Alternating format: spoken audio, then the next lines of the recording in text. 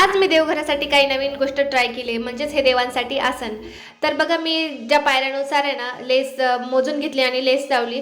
तसंच मग देवाची पूजा झाल्यानंतर असं काही दिसत होतं, खूप छान वाटत होतं. त्यानंतर स्वामीजी संक्रांत सांगण्यासाठी आले होते. मग पंचांगाची पूजा करून स्वामीजींना शिधा देऊन संक्रांत कशी आली आहे ते ऐकलं. संक्रांत पिवळ्या वस्त्रावर आली आहे, त्यामुळे पिवळं वस्त्र घालायचं नाही आहे आणि असं काही त्यांनी सांगितलं. त्यानंतर लक्ष्मीच्या शाळेमध्ये आज जिजामाताची जयंती आणि स्वामी विवेकानंद यांची जयंती आम्ही सेलिब्रेट केली. त्यानंतर संध्याकाळी लक्ष्मीने पप्पाने बाहेर नाही नेलं म्हणून रडत होती. त्यानंतर आईला थोडंसं शेकण्यासाठी वाळू गरम केली आणि मग उद्या अंघोळीसाठी उटणं बनवतात, त्यासाठी ते तांदूळ भिजत घातले, त्याची पावडर बनवली. हे आमच्याकडे बिचवा असतो ते पण डोक्यावर घेतात. त्यानंतर मिक्स भाजी करण्यासाठी सगळ्या भाज्या निसून निवडून मिक्स करून ठेवल्या. त्यानंतर आईला छानपैकी शेकलं, मग मी पावडर बनवून अशी ठेवली.